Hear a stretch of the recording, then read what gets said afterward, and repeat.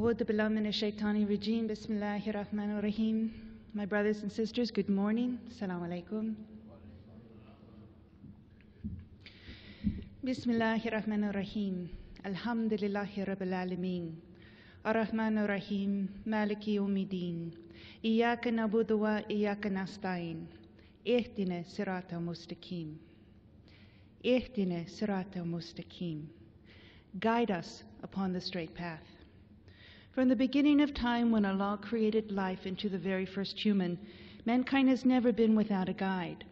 Whether it be through the revealed scriptures, the teachings of the holy prophets, or the examples of the holy Imams, alayhi salam, mankind has never been without a beacon to guide them to success, not only in this life, but into the life to come.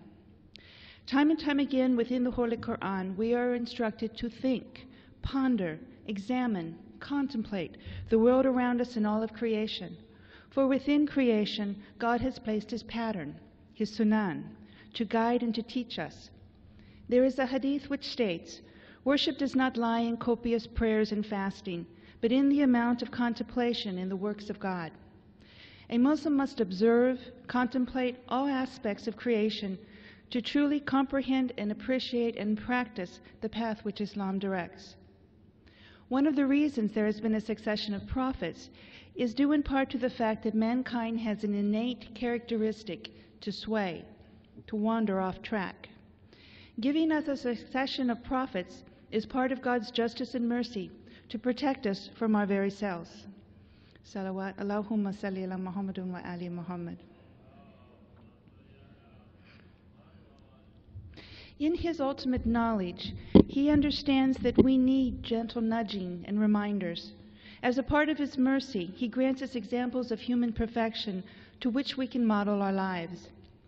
Now, when there is an announcement of birth in our communities, it is a time of great rejoicing.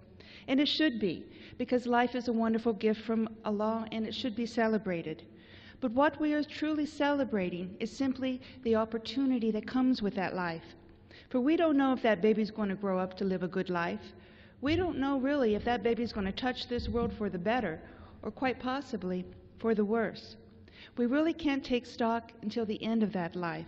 Then we have evidence that we can look back upon to grant an opinion. And even then we are very short in what our ability to judge is, for ultimately only Allah can truly judge. And Yawm al-Qiyam, there's going to be a lot of surprises. I once heard that one of the first surprises is that many of the people that you thought would be receiving reward won't be. And many people that you thought who earned the wrath would be receiving mercy. And the ultimate surprise might be which line you're standing in. Several years ago, I went early to Jummah prayer. And when I walked in the masjid, I realized I walked into the middle of a funeral. I had no idea who was lying in that casket, but I knew it was either my brother or my sister. So out of respect, I joined the group and took my place to wait for the prayer. As I looked around the faces, I saw tears running down cheeks, and I knew that this person was loved and he would or she would be lost. But as I listened to the sermon about the life of this elderly lady lying in that casket, I came to know who she was. The Imam said that in years past, the community in Dearborn was not the way it is today. Islam was very rarely visibly practiced. Very few people observed hijab. This lady lying still in that casket was one of the first there who began to wear hijab. She was a catalyst of courage for others and inspired many to take interest in being a Muslim. She helped take it out of the archives of simply having a Muslim heritage to Islam becoming a contemporary way of life. And I found myself transitioning from the grief of her death to rejoicing her life. And when the lines formed for the prayer, I was honored to take privilege in praying for her.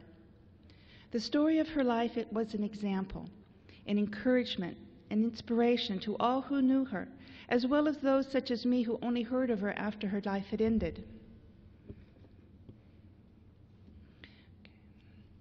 History shows us many examples of lives we would do well to model our lives after. There are those whose footprints on earth are never swept away by the winds of time. Such individuals remain alive for eternity, and their legacy remains bright as the sun in the sky of every generation. They are unique. They are special. Their contribution to humanity is represented by a timeless message. Their bodies lie beneath the earth, but their legacy is immortal. Generation after generation, they are taken as role models by mankind with a renewed sense of importance. They remain seated on the thrones of the hearts of the believers, and their lives shine through the expanse of time as beacons of guidance. Asia, wife of Pharaoh, she had all of Egypt at her disposal. She had anything that any person, male or female, could possibly want. Anything she asked for would be brought to her immediately. But what she desired most was nearness to Allah. She saw through the delusions of this temporary life and realized that it would all end someday. And she chose the life to come over the life that is present. Maryam, mother of Isa, alayhi salam. She was born into the family of David. Her mother had conceived in old age, and believing she would bear a son, she made a covenant that her son would go into the service for God. She vowed that she would dedicate her son to the service of the sacred house of Jerusalem, freed from all wants and worries of the world, completely dedicated to worship. Instead, Almighty Allah blessed Hannah with a daughter.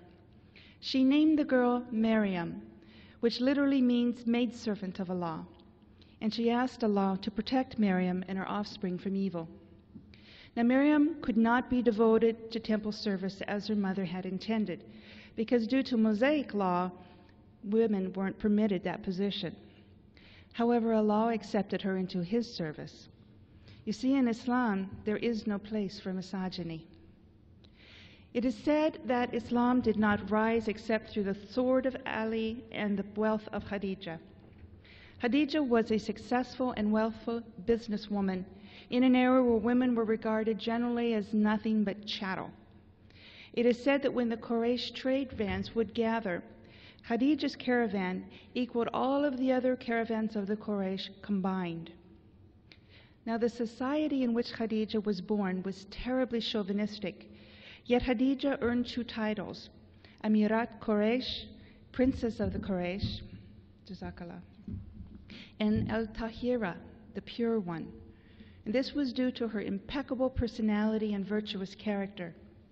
She used to feed and clothe the poor, assist her relatives financially, and provide even for marriage for those who otherwise had no means to marry. Her wisdom and her savvy as a successful businesswoman in the 7th century led her to search for a trustworthy agent to handle her caravans, and she was directed to the one known as Al-Amin, Al-Sadiq, the truthful, the trusted, Muhammad ibn Abdallah, peace be upon him. When she saw that his personality truly matched his reputation, she not only hired him, but later on she proposed marriage to him, and he accepted with honor. Khadija was a princess of Mecca before the advent of Islam, and she became a princess of Islam as it rose. The title Mother of the Believers seems to have been made specifically for her, because without her it seems meaningless. Most of the Muslims of Mecca were poor. They had no source of income, and they had no means to make a living in a city where the economic life was controlled completely by idolaters. And they had decreed that no one would pay a Muslim a wage, and no one would buy anything from Muslims. The pagans knew that poverty affected the soul, and as well as the body, and they thought that when the resistance of the Muslims broke down through economic hardship, they would reject Islam, and they would abandon the Prophet Muhammad sallallahu alaihi wasallam. They planned to starve the Muslims, but Khadija fed them day after day. She provided shelter for them. She cared for them the way a mother cares for her own children. For her, charity was nothing new, but now the scope and size of the charity and the commitment that she gave was. By utilizing her wealth on the poor and the homeless Muslims of Mecca, the plans and aims of the disbelievers failed. The support that Khadija gave to the community in Mecca was indispensable to the survival of Islam. Her support to the Muslim community guaranteed survival when it was in a state of blockade. In this sense, she was a maker of history, the history of Islam. Khadija never asked anything of her husband. She stood by in absolute and complete support and faith.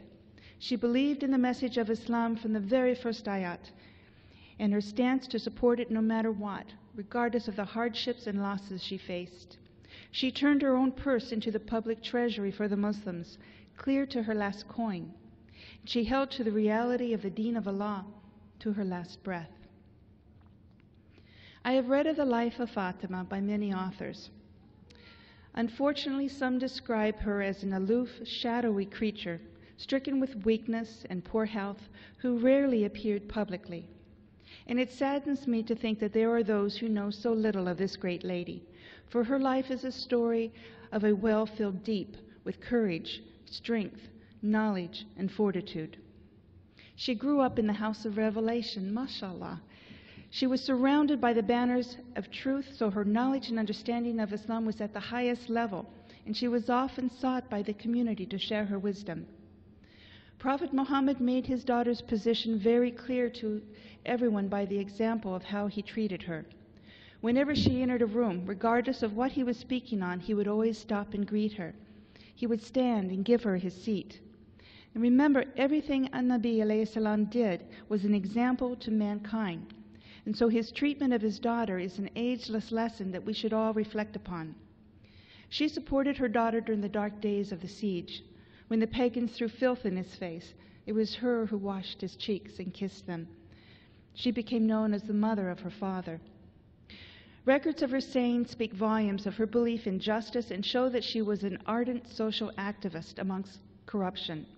If you have not read Fatima's argument in the protest in the matter of Fadak, I strongly suggest that you do. When you read the eloquence, the absolute knowledge, the directness, and the no-holds-barred courage of her words, coupled with her flawless grace and beauty, you can no longer see her as a weak, shadowy creature, but a powerful role model that she was born to be. Now, if I had not already been named after the mother of Isa when I came to know Islam, I would have taken the name of Zaynab. It is said her very name was delivered by Gabriel. In Medina, it was Zaynab's practice to hold regular meetings in which she shared her knowledge and taught the precepts of the Deen of Islam, as laid out by the Holy Quran. She was able to impart the teachings with such clarity and eloquence that she became known as Fasiha, the skillfully fluent, and the Balaga, intensely eloquent. She used to say that her life in this world was simply a resting place to relieve fatigue along a journey. But I ask you, what rest did she have? She had been handed the mandate to carry the message of Islam at a time when the heroes were dead. It was up to her to continue the movement that began in Karbala. She became the hero by opposing tyranny, corruption, and injustice. Her voice became the voice of the Deen of Islam in the pure form. She opposed tyranny, murder, and hysterics. She was far from simply just a sister who mourned, but became the banner that brought the life back to the hearts of the Muslims, and continues to do so this very day with this woman in front of this microphone. A woman, modest, yes, but fierce. She spoke out, and her words echoed through the court of Yazid and have continued to echo through the pages of time. She told Yazid, "Conspire as you will with all of your efforts, by God, you will never wipe out our memory." Yet how do these great ladies of history fit into our modern world with all of its challenges and implications? Women of today have reached a critical point in the evolution of mankind. In all areas of society, women have stepped into a new position of awareness and aptitude. Women today stand at a crossroads in which they see on one side the traditional, stereotypical mode of their sister predecessors and feel that it doesn't fill the needs of the contemporary Muslima. Today, women have true knowledge at their fingertips, and they find that the awakening of Islamic thought and understanding within them is not compatible with cardboard cutout roles that have been handed down throughout the generations. They see on the other side the modern worldview of women, women lost in their so-called freedoms. They see the shallowness and implicit failure in the modern woman's position, where the beauty of the package takes precedent over the beauty of intellect and soul. Muslims today recognize with certainty the doom that lies in the horizons of their sisters caught in the snail of false identity and imagery. They see no place of belonging in either of these modes. They feel no desire or compunction to take up the reins of either of these delusional identities. They desire a rebirth, a new philosophy defining who they are and the roles they are to play in the khilafat of mankind, as they realize that it involves womankind as well. And in this rebirth, they wish to be their own midwife. Islamic feminism is nothing new, and it is often met with fear and trepidation by many. Men and even women find themselves at the ready to oppose and condemn efforts to modernize the feminine role and purpose. Yet the Muslims of today are prepared to stand their ground on these issues more than ever.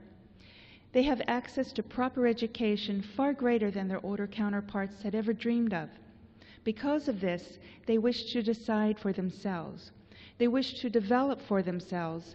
And in the age-old question to ask of who am I and who shall I become, they seek to find role models to set the pace and prepare their itinerary. The struggle of women's liberation is not new.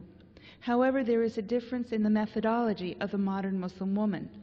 The difference and reason for our success today is who we are turning to for inspiration and guidance. They are dusting off the pages of history and turning to the true female heroes of Islam. The issues and crushing challenges of these noble historic ladies, what they faced and dealt with such resolution and success, is no different than the dilemmas that we face today in the modern world. Imperialism, oppression, injustice, hunger, peer pressure, economic crisis, death, destruction, and hysteria. They are all still enemies of society as they always were. Shaitan and his whisper of delusion is ever present. The world we live in has not really changed. Wrong remains wrong, and faith remains the answer. Islam is known as the Deen al-Fitra, which basically means the way of life of nature, the way of life that is acceptable in accordance to nature, meaning human nature. It is acceptable to the human mind when the mind is freed from illogical thinking and irrational thought. Once freed from illogical thought, one can easily, simply by looking at the order of the universe, conclude that that universe has but one creator. It is simple and natural to accept a teaching that calls for that creator of the universe to be absolutely fair, just, and merciful. It does only make sense that an absolutely just and merciful creator would never burden one soul with the sins of another. The teachings of Islam are consistent and cohesive. Not only do the principles of Islam agree with each other, they never contradict and establish knowledge. Deen al-Fitra, the way of nature. Now there are two aspects in nature that we must identify, male and female. Islam is acceptable to the human mind, both male and female, because it identifies and respects both these aspects of nature and the equality of their importance in life in general, as well as their religious rewards and obligations. Absolute fairness. There is no religion that elevates a woman's status and protects her rights as much as Islam does. And if anyone wished to doubt that, they simply need to look at the position of women outside of Islam. The pre-Islamic thinking about God, man, and the universe was predominated by the thought of male supremacy. The very universe was interpreted in terms of male and female. Islam, on the other hand, denies any attribution of sex to Allah. Muslims know that Allah is above and beyond any category of sex. He is neither male or female, so it is illogical that he would have any preference of one over the other. And the legislation he bestows upon mankind cannot be the result of either male or female whims or desires. Now, equality between the sexes does not mean that there is no difference between the sexes. Islam does not teach us to have a unisexual society with no difference between functions and roles. Non-Quranic societies that believe equality means that they are identical tend to push women into imitating men, even to the point of despising their own femininity. This is against nature, against the very principles of Deen al-Fitra. In Islam, we don't have a unisexual society. We have a dual sexual society in which both sexes are assigned their specific functions and roles based upon each unique characteristics. A society that is built on a just system needs to define the roles between its individual members. The inherent justice and equality of Islam demands a clear definition. Just like the links of a chain, each role of male and female in society is distinct and different, yet they are interdependent upon each other for the strength and success of the group as a whole. This encourages cooperation between the sexes instead of competition, and it instills a sense of place to each member in society. The deficiency that caused Muslims to view women of less status and causes oppression lies not in Islam, but in how Muslims carry out Islam. Islam is a universal religion, and Muslims come from all walks of life in the four corners of the world. Each group has a culture, and there has been a tendency to incorporate culture into Islam instead of incorporating Islam into their culture.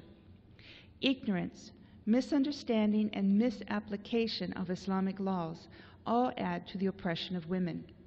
But the solution is simple: education. When you study true Islam, the Quran, tafsir, ahadith, sirah, all of Islamic history, you find that woman is not a subservient figure, but in fact she is a catalyst of Islamic society's success.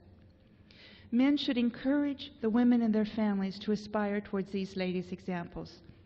But in fairness, I must remind the ladies to do their utmost to be worthy of such examples. Not everyone can or should take to a microphone, but all should endeavor to do their best to spread the message of Islam, the true message of Islam, the philosophies of our deen, and the examples of our historic role models are used to participate and contribute to the society around us. The success of Muslims in America is responsible upon all of us. Dawah is incumbent upon all of us. Converting the world is not, but relaying the proper message of Islam in our attitudes and our interactions is. This is true for women in particular because of the visual specifics of our hijab. We are more noticeable, and therefore we can do a great deal of dawah by sharing with others the true values and philosophies of Islam. But this is huge. You must live what you preach. Women in leadership roles remain controversial, and you know what? That's okay, because it doesn't deter it. Muslims should take controversial issues and embrace them, because it shows the true spirit of Islam. Dr. Shariati once said, Islam always faces volatile realities and acknowledges their existence. In this way, it tames them and drives them down its road, thus avoiding insurgence, danger, and corruption. The most dangerous internal enemies of society are realities which it does not officially recognize, to which it gives no accountance. This logic shows clearly by what happened in non-Quranic societies in the advent of the modernization of women's liberation. Women's freedom grew and equality grew at such a rate that it lost control of its momentum and eventually caused women to become more enslaved than ever in history. They earned the right to vote, but they lost the right to be a dignified creature of intellect. With Islam as our reference, we can activate women in leadership roles without sacrificing their value. When I embraced Islam many years ago, mashallah, I had no idea the work that was being laid out in front of me. Islam is a universal religion, but it is not for lazy people. And if we have to utilize effort and action. And if we want those efforts and actions to truly represent the deen of Allah, it requires education. It takes work, ongoing, continuing, purposeful, productive, never stagnant. In Quran, Allah asks us point blank, what does mankind think it will be left alone upon saying we believe and not be tried? You see, faith without action, it's not real faith.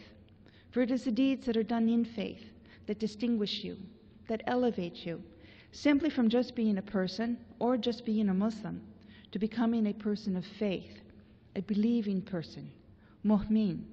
That's why Muslims don't just say their prayers, they perform their prayer. A Muslim is a committed human being that is responsible for the Islam in which they have embraced. And this is true whether you are a convert or one who grew up as a Muslim, because at one point in our lives, all of us must accept responsibility for our lives and, most importantly, for our souls. It's not easy, but no one said that it would be. The noble ladies of history did not give up when things got tough. The values they taught by how they lived their lives fit seamlessly into our lives in this modern world.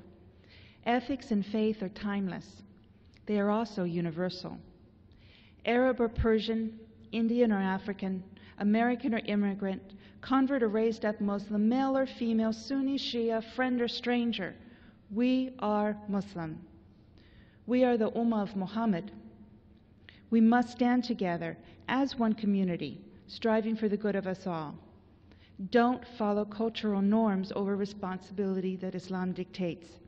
Know the difference and strive to educate others to the true teachings of our deen. The founding stone of any community, whether it's great or small, is the individual, and it is the individual that determines the social pattern. When we truly strive and consistently live our lives by the deen of Allah, it will in turn shape our community and guide us on the right path so that we can, in the social, political, and economical spheres, we can make a difference, which in turn will shape this country. Gone are the days of isolation and assimilation. Those are not our options. We are an intrinsic part of the fabric of the American culture, and as such, we share in the burden to improve it. And you know what? We are. Salawat.